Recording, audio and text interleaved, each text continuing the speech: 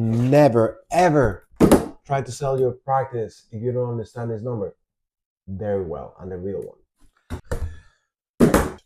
This is selling your medical practice with Pedro. I'm here just to help you understand what are the rules of the game. Now repeat with me.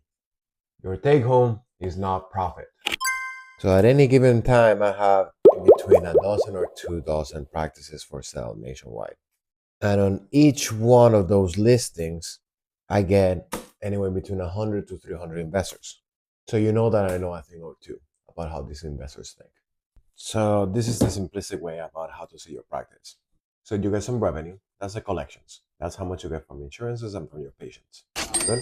You know this. Then these are the expenses. This is the lease. This is the cost of your employees. This is the utilities. This is the labs, any medical equipment that you have, all of the expenses from the practice. And I'm going to bet money that the way that you think about your business and the profitability is that after all those expenses, whatever is left is yours.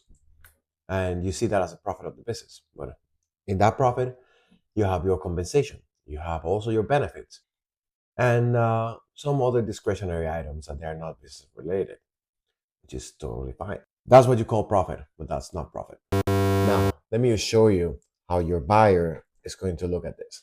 They're going to have the same revenue, right? They're going to have the same expenses.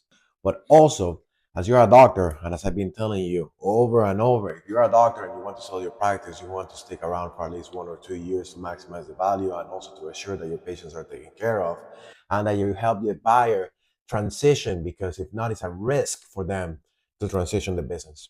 And risk means that they will pay you less. Your compensation, it is an expense for the buyer. Therefore, after that expense, that's the profit that they're looking at.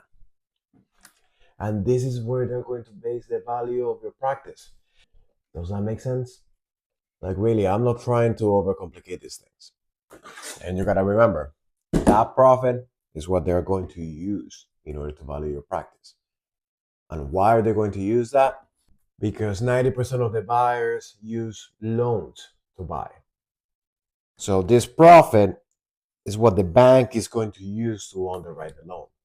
If there's not enough profit for the business to cover the loan, to cover the principal and the interest, the bank is not going to underwrite it. So that's why it's important that you know this number.